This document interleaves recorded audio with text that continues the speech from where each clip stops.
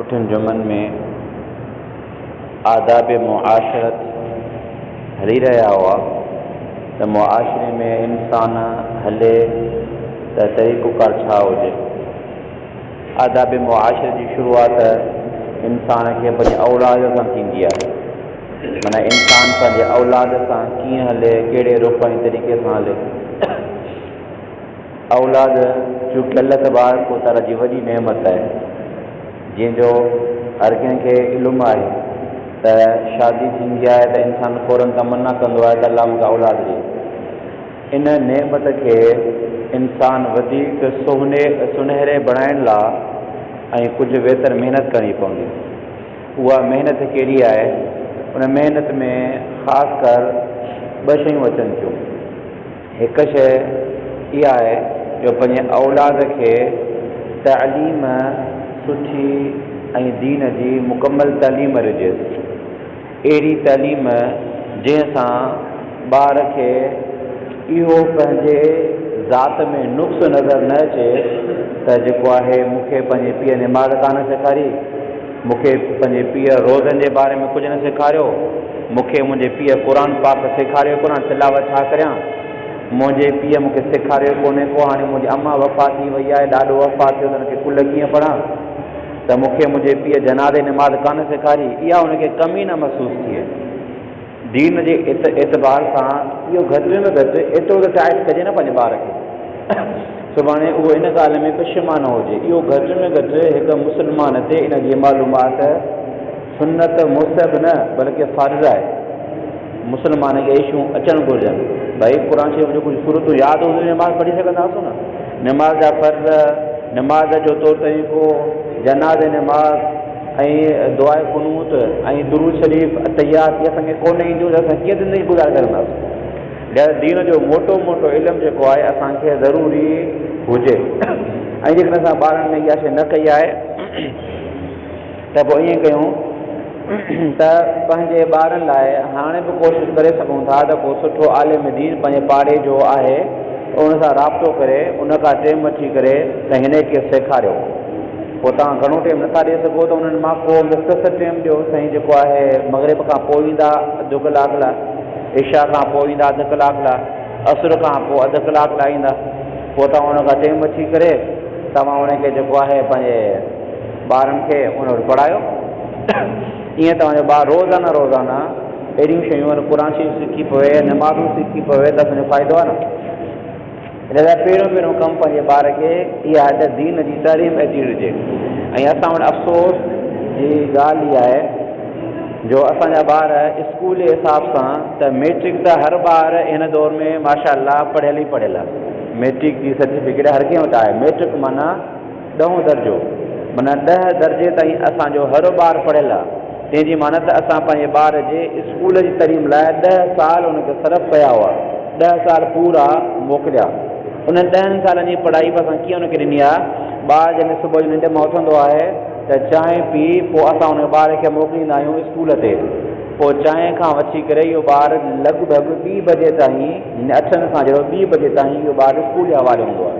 8, 9, 10, 11, 12, 1, 2 माना टोटल 8 कलाक थिया। 8 कलाक असां स्कूल जे हवाले कया। इहो असांजो ॿारु पूरा 10 साल 8 साल ॾींदो आहे। पूरा 10 साल मैट्रिक ताईं असांजो ॿारु 8 साल ई ॾींदो आहे। अच्छा, उन खां पोइ स्कूल ईंदो, स्कूल खां जॾहिं घर ईंदो आहे, घर अचण खां पोइ असां पंहिंजे ॿार खे वरी छा कंदा आहियूं त घर में थोरो विहारे सिहारे उन खां बाद में वरी उनखे 3 या 4 बजे मोकिलींदा आहियूं।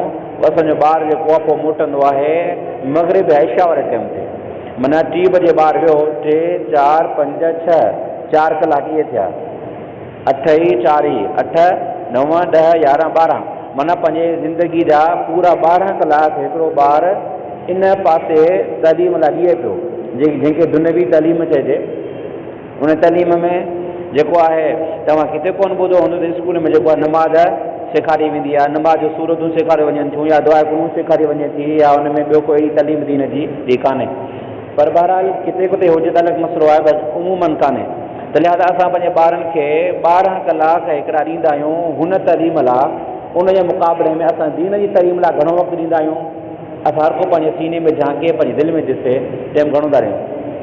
बसि ॿार जीअं ईंदो आहे त बसि साईं जेको आहे अधु कलाक खां पोइ या कलाक खां पोइ साईं मुंहिंजे छोकिरे खे मोकिलिजो, पोइ ट्यूशन ते वञिणो आहे हिनखे। त माना क़ुर शरीफ़ जी तालीम लाइ उहो मुख़्तसिर टाइम ॾींदासूं, नंढपण में छॾींदासीं कोन। जहिड़ो ॿारु स्कूल वेंदो उनखे क़ुर खां कोन मोकिलींदा आहियूं, स्कूल भली पढ़े बाक़ी क़ुर थोरो वॾो थिए।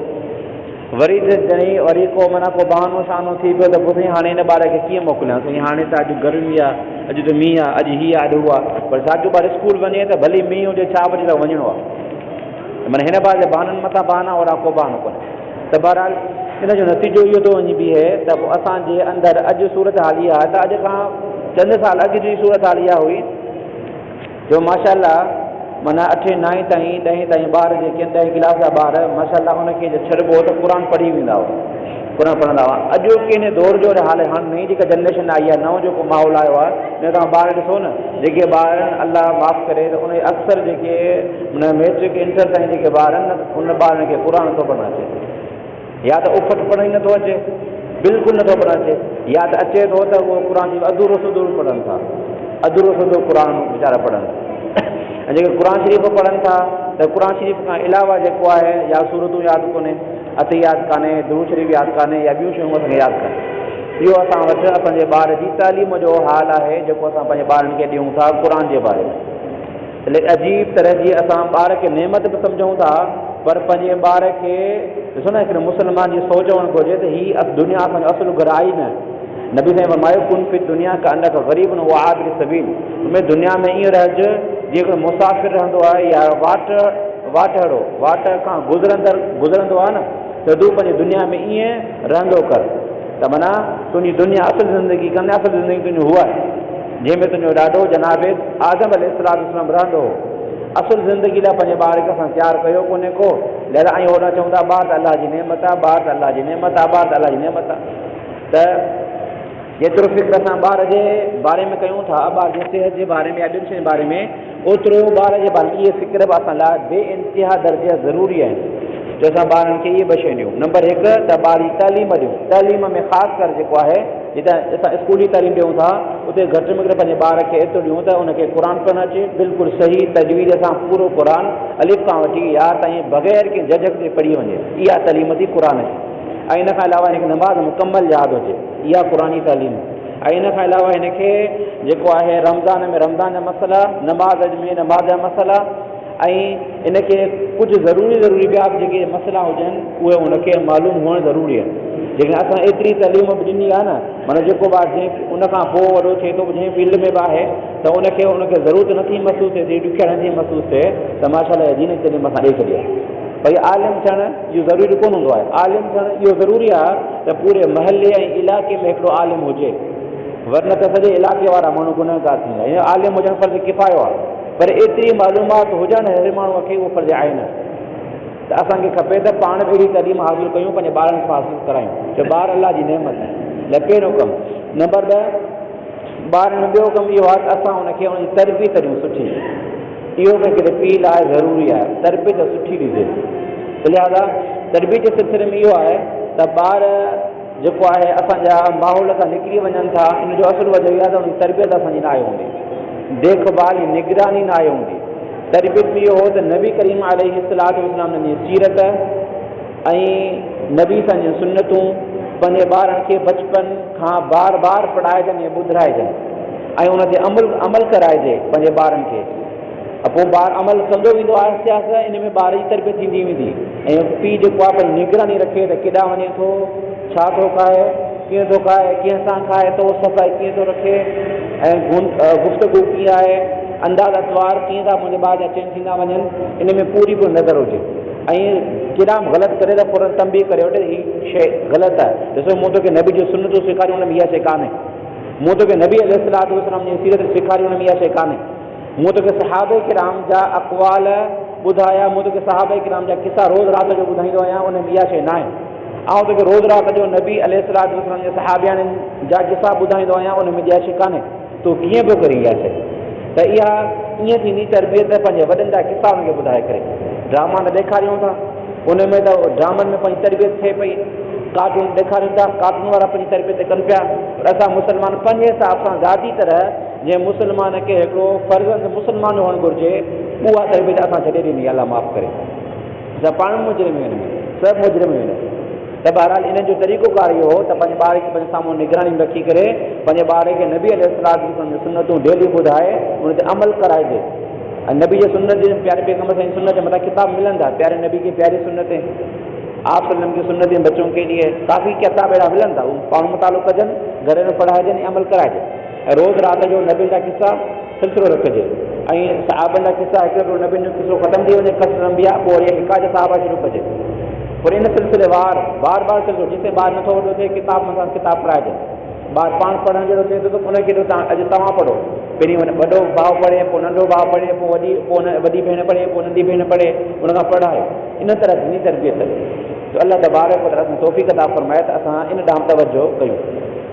ॿार अल्लाह तबारक व तआला नेमत आहे, सो उन नेमत खे वाक़ई क़ीमती बणाइजे, वरन त पोइ सुभाणे ॿार वॾा थींदा, पोइ असां पाण रोअंदासीं पंहिंजे ॿारनि खे ॾिसी करे। अल्लाह माफ़ु करे उहे ॾींहं अल्लाह जी न आणे असां पंहिंजे कोताही जे करे पंहिंजे ॿारनि जे मथां पाण रोऊं।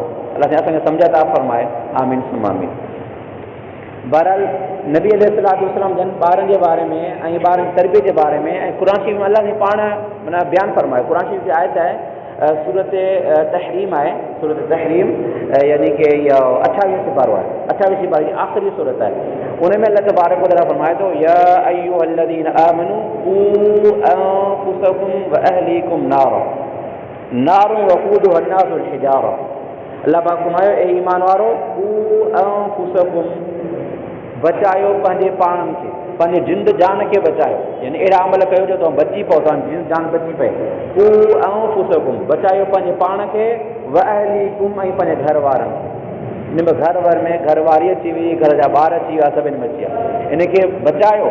क़ू अंफुसकुम व अहलीकुम नारा, ईमान वारो बचायो पंहिंजे पाण खे ऐं पंहिंजे घर वारनि खे कंहिंखां? बाहि खां। क़ू अंफुसकुम व अहलीकुम नारा, बाहि खां। वक़ूदुहा अन्नास वल हिजारा, जंहिंजो ॿारनि, जंहिंजो ईंधन इहे इंसान बनंदा ऐं पत्थर बनंदा। उन बाहि खां पंहिंजे पाण खे बचायो, पंहिंजे घर वारनि खे बचायो। ईअं बचाइबो दीन जे वेझा ईंदासीं, जेतिरा दीन जे वेझा ईंदासीं ओतिरे क़दुरु असां तकलीफ़ुनि खां पंहिंजे पाण खे बचाईंदासीं पिया, पर जेतिरा दीन खां परे थींदासीं ओतिरा परेशान बि थींदासीं ऐं पंहिंजा ॿार ऐं पंहिंजा अमल, पंहिंजा घर वारा पंहिंजी किची में पवंदा, पोइ पाण वेही पंहिंजे पाण ते, पंहिंजे ॿारनि ते, घर वारनि ते रहंदासीं। अल्लाह न करे अहिड़ा ॾींहं असांजे मथां अचनि जेके बज़ारि ते ॾिसूं पिया, हर को पंहिंजे पंहिंजे घर में वाजाए ॾिसे त उते यानी कि दुनिया जे मामले में हर कमु थिए पियो, ड्रामा फिल्मूं सभु ॾेई था छॾियूं, हुनखे मोबाइलूं फ्री बि ॾेई था छॾियूं, नेट बि विझाए ॾियूं था, पर इन में पंहिंजे ॿार जी तरबियत असां बिल्कुलु नथा कयूं। पर नबी अलैहिस्सलाम जन इन बारे में कुझु अहकाम बयानु फरमाया। 2-4 हदीसूं आहिनि। हिकिड़ो त प्यारे पैगम्बर अलैहिस्सलाम बयानु फरमायो त ॿार जॾहिं अल्लाह तव्हांखे ॾिए थो त बराबरी बि कयो, अल्लाह तव्हां ॿार नानो बराबरी कयो। बराबरी सिलसिले में हिकिड़ो वाक़ियो आहे जनाब नुअमान बशीर जो, डिटेल सां हिते बयानु थियल आहे त असां मुख़्तसर पढ़ूं था। बुखारी मुस्लिम शरीफ़ जी हदीस आहे। जनाब नुअमान बशीर फरमाए थो त मुंहिंजे अबे खे मुंहिंजी अम्मा चयो हो अमरा बिनत रवाहा, अम्मा जो नालो अमरा बिनत रवाहा। उन मूंखे चयो त मूंखे पंहिंजे पुट खे का सुखड़ी ॾियणी आहे, मूंखे मुंहिंजे पुट खे का सुखड़ी ॾियणी आहे। उहा सुखड़ी या त को ग़ुलाम ॾिए पियो या त को बाग पियो ॾिए, पर हिन पुट खे ॾियां। त पोइ पीउ चयो ठीकु आहे, हिन पुट खे सुखड़ी ॾियो था ॾींदासूं। जी हा, पर आऊं चाहियां थी त मुंहिंजे पुट खे जेका सुखड़ी मिले त उन में गवाह नबी साईं बणिजे, तां त सुभाणे को इन खे गौर न करे या सुभाणे को एतिराज़ न करे, लिहाज़ा नबी अलैहिस्सलाम खे गवाह बणाए। पोइ उहो सहाबी नुअमान बशीर जो पीउ बशीर, उहो पंहिंजो पुटु वठी करे पंहिंजे ज़ाल जे चवण ते नबी अलैहिस्सलाम जी ख़िदमत में अची पहुतो आहे। जॾहिं मूंखे मुंहिंजे घरवारी मोकिलियो आहे, हीअ मुंहिंजो पुटु आहे, ऐं पंहिंजे हिन पुट खे सुखड़ीअ में या त बाग फरमायूं या त ग़ुलाम तव्हां ॾियणु चाहियां थो। साईं तव्हां, मुंहिंजी घरवारी हीअ बि चए थी त नबी अलैहिस्सलाम जिन खे गवाह बणायो, लिहाज़ा आऊं आयो आहियां, इहा यानी इहो मुतालबो खणी करे, इहो अर्ज़ु खणी करे, लिहाज़ा तव्हां हिन में गवाह बणिजो त आऊं हुनखे ॾियां पियो। पोइ नबी अलैहिस्सलाम फरमायो बराबरि पहिरीं मूंखे इहो ॿुधा, हिन खे जेको तोहफ़ो ॾीं पियो तुंहिंजा ॿिया ॿार बि आहिनि? चई बिल्कुलु। त भई सभिनि ॿारनि खे अहिड़ो तोहफ़ो ॾींदो जॾहिं सभिनि खे हिकिड़ो हिकिड़ो ग़ुलाम ॾींदे या सभिनि खे हिकिड़ो हिकिड़ो बाग ॾींदे? चई ईअं त कोन्ह कयो आहे। मूं ईअं त कोन कयो आहे, मूं इहा तक़सीम कान कई आहे। पोइ नबी अलैहि सलाम फरमायो अच्छा तो जॾहिं इहो कोन कयो त पोइ फला इज़न, पोइ मूंखे अहिड़े मसइले में गवाह न बणाए। ॿी मुबारक हदीस में पहिरियों फरमायो ला अशहदु अला जौरिन, जेको फ़ैसिलो नाइंसाफ़ी ते मबनी हुजे अहिड़े ना इंसाफ़ी वारे फ़ैसिले ते मुहम्मद अलैहिस्सलाम गवाह कोन बणंदुसि।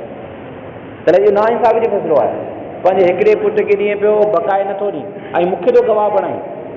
पोइ साहिब ॿी मुबारक हदीस में नबी फर्ज़ आहे वञी मोट, या त सभिनि खे बराबरि ॾे, या त इहा तुंहिंजी नाइंसाफ़ी आहे, नाइंसाफ़ी जे मौक़े ते जेको आहे गवाह कोन बणंदुसि। लिहाज़ा नबी अलैहिस्सलाम हुनखे मोटाए छॾियो। इहा मुबारक हदीस आहे। इन मुबारक हदीस में उलमा किराम इहा ॻाल्हि बयानु फरमाई त इन में प्यारे पैगम्बर अलैहिस्सलाम फरमाया औलाद अलाह सां ॾिए थो, औलाद अलाह जी नेमत आहे, ऐं उन में विरहांगी जॾहिं थिए थी त उन में तक़सीम में बराबरी कयो। छो त इन साॻी मुबारक हदीस में नबी ने फरमायो त ॾिसो छा ए बशीर तूं चाहीं थो त मुंहिंजा सभु ॿार मुंहिंजी ख़िदमत कनि, मुंहिंजी फरमाबरदारी कनि, चवण में हुजनि। पोइ साबित समझे बिल्कुलु पवे त जॾहिं सभु ॿार चवी थो त मुंहिंजी ख़िदमत कनि, पोइ अहिड़ो कमु छो थो करी जंहिंसां पंहिंजे ॿार में फिटोड़ थो विझी, अधु खे ॾींदा अधु खे न ॾींदे, जंहिंखे ॾींदे उहो ख़ुशि रहंदी, बक़ाइदा नाफ़रमान थींदा। तूं न चाहींदे त मुंहिंजा ॿार नाफ़रमान थियनि, त सभिनी खे बराबरि ॾे न।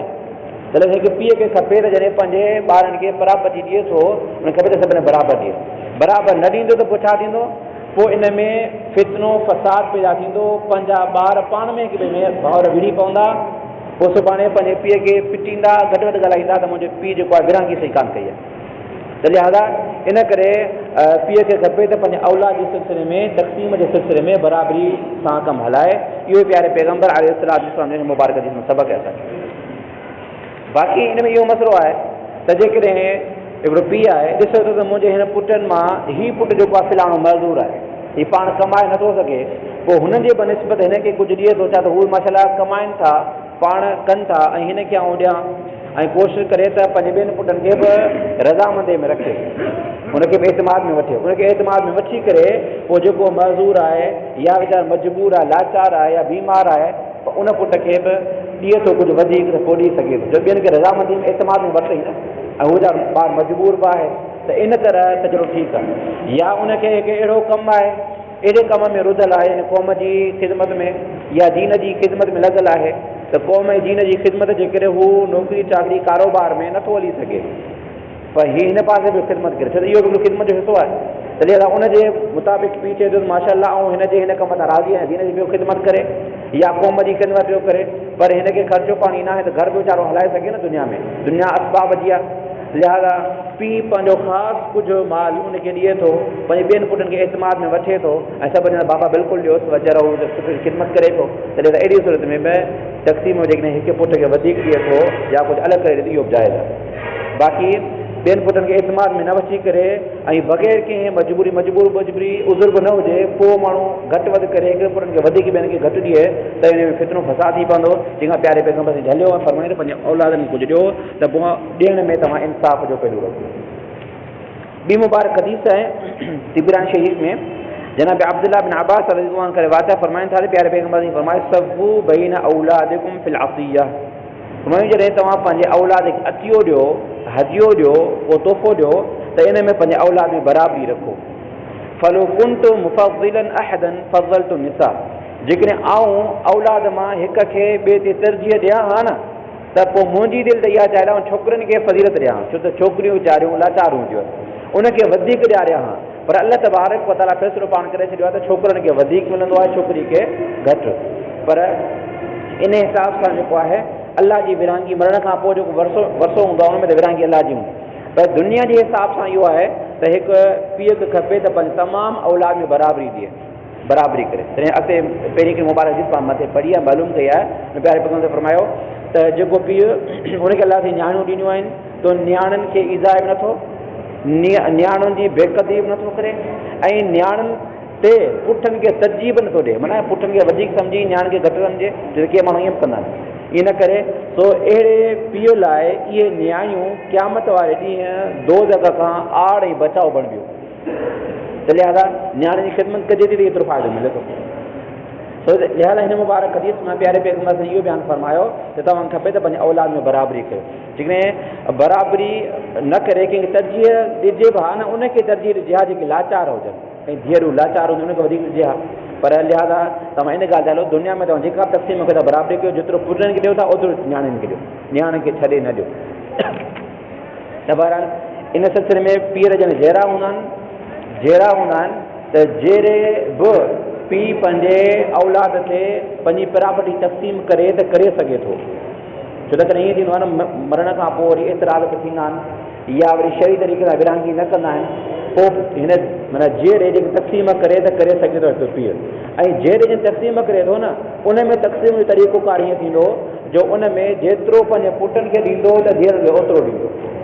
हिते इहो कोन्हे धीअरुनि खे घटि ॾिए, हिते बिल्कुलु ओतिरो ॾींदो।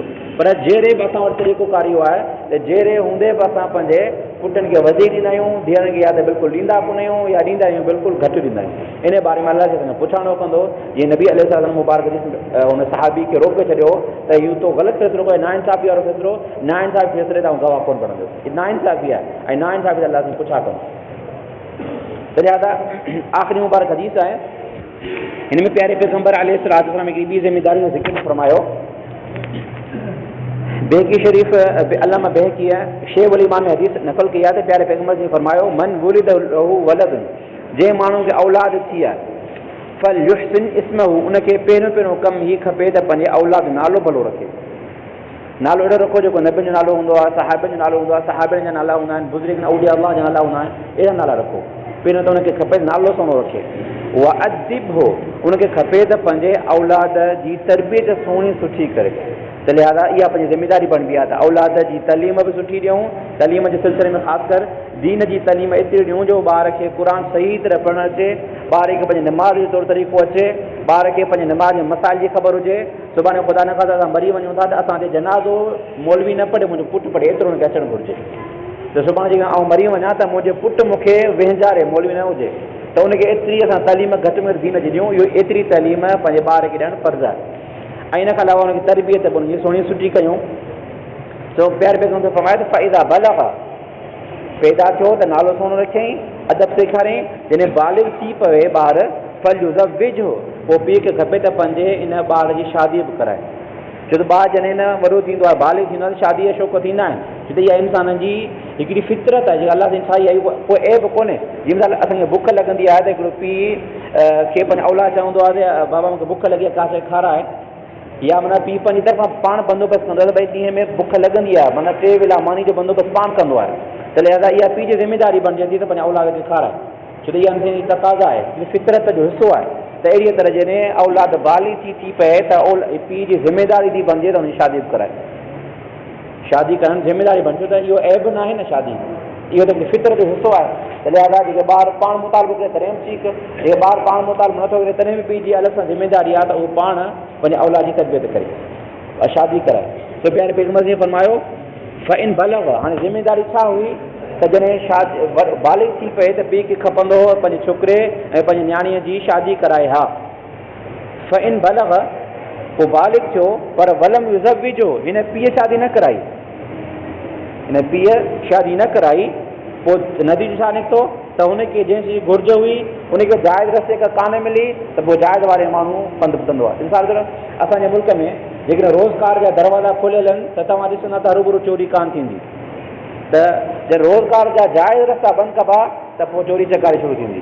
त मालूम थिए थो जेसीं ताईं जाइज़ रस्ता खुलिया पिया हूंदा आहिनि, नाजाइज़ ॾांहुं जंहिं न वेंदो आहे, जंहिं जाइज़ रस्ता बंदि कंदा न पोइ नाजाइज़ रस्ता वेंदा।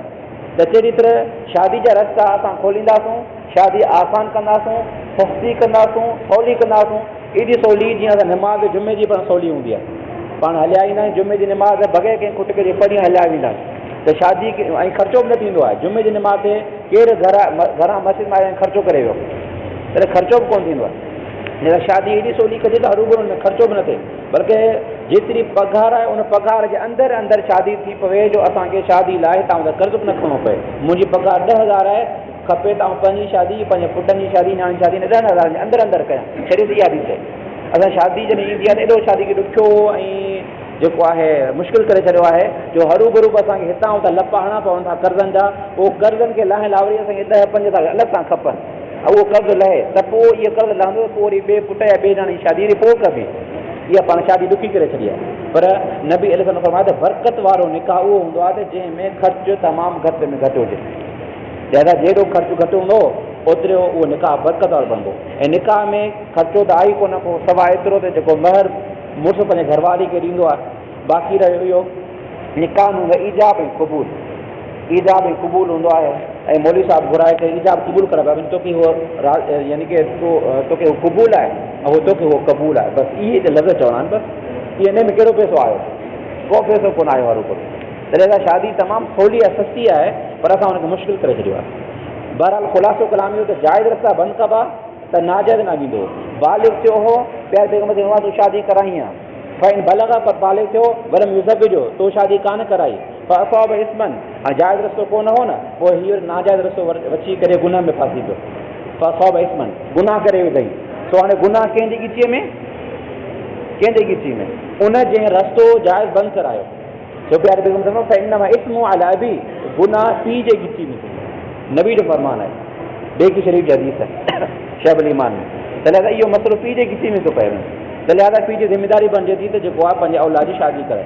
लिहाज़ा शादी जे मामले असांखे खपे त जेतिरो थी सघे त ख़ासि करे हिन दौर में जेको गुनाह बिल्कुलु सरेआम थी चुको आहे, खुले आम ऐं सवलो सस्तो थी चुको आहे, अहिड़े माहौल में असां ईअं कयूं त माहौल अहिड़ो पैदा कयूं जो असां वटि शादी सस्ती थी पए, गुनाह ॾुखियो थी पए, अहिड़ो माहौल पैदा कयूं, घर घर में इलाइक़े में शादी खे बिल्कुलु सस्तो कयूं।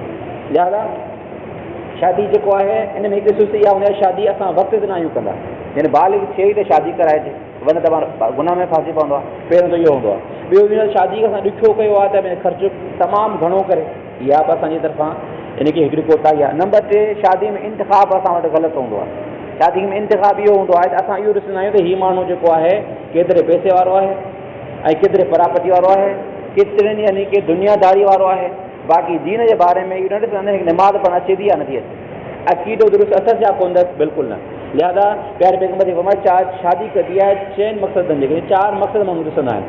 नंबर 1 माण्हू हुस्न ॾिसंदा आहिनि, नंबर 2 माण्हू माल ॾिसंदा आहिनि, नंबर 3 माण्हू नसब ऐं ख़ानदान ॾिसंदा आहिनि, नंबर 4 माण्हू दीन ॾिसंदा आहिनि। हुनमें फ़र्क़ु बिज़ात दीन, कामयाबी चाहींदो त कामयाबी इन में आहे त तूं पंहिंजी धीअ लाइ या पंहिंजे पुट लाइ जो इंतिख़ाब थो करे दीन जो इंतिख़ाब पहिरीं कर, पहिरीं दीन ॾिसीस, ॿियो शयूं पोइ ॾिसीस, इन में कामयाबी आहे। फ़र्क़ु बिज़ात दीन तॾहिं मज़ेदार, तुंहिंजा हथ मिटी में पवनि, तूं जेकॾहिं कामयाबी चाहींदो त कामयाबी न दीन में थी। लिहाज़ा नबी अलैहिस्सलाम शादी जो तरगीब ॾिनी आहे, शादी खे सवले करण जो बयानु फरमायो, शादी जो इंतिख़ाब प्यारे पैगम्बर ते बयानु फरमायो। त हिन मुबारक हदीसुनि में औलाद जे तरबियत जे बारे में प्यारे पैगम्बर से ख़ासि फरमान बयानु फरमायो। अल्लाह पाक कंदो आहे जेके कुझु अहकाम ऐं मसाइल आया हिन मुबारक हदीसुनि में, अल्लाह पाक सम्झ में तौफ़ीक़ अता फरमाए। आमीन सुम आमीन।